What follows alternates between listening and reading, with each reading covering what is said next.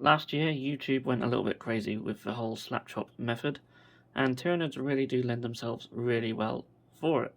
In this video, I'm going to show you a very quick way of how I'm painting my Tyranids from the Leviathan box set, using a method which is sort of fairly Slapchop-ish.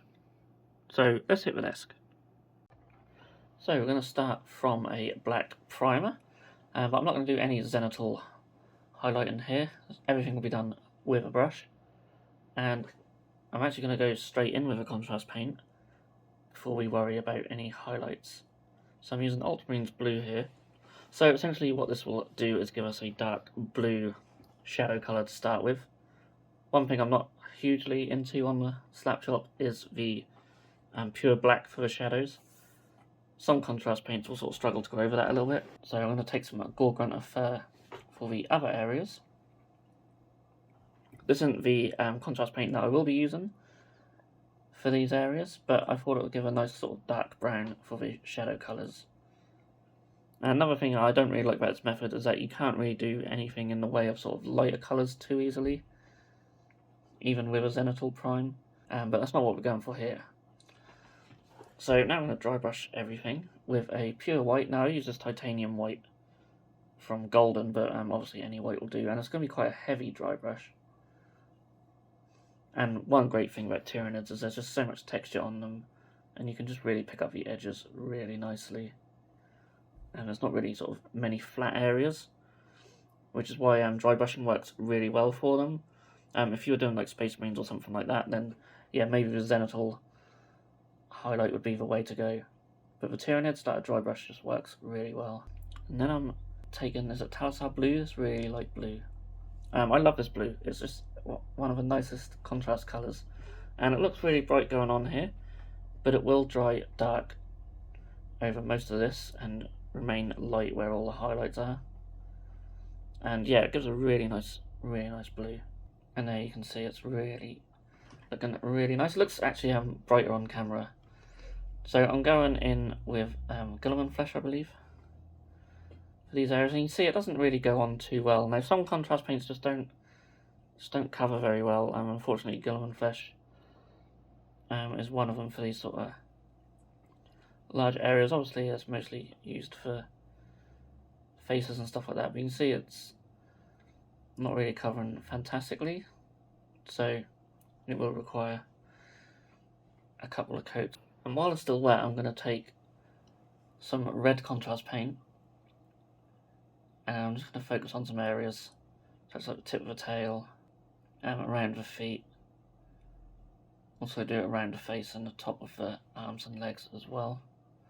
I'm sort of trying to blend it in just a little bit. Now in the final result this does end up being quite subtle, but it's quite nice just to add a little bit more colour variation to the miniature. Then I'm coming back in with the second layer of Guilliman Flesh. Not really sure why I'm using a small detail brush for this. Could have got away with something a bit bigger, but this helps blend that red in a little bit more, and yeah, gives us a better coverage on the miniature. And then I'm just taking some pink for the tongue, and just some other little details, and then some Screaming Skull just for the teeth.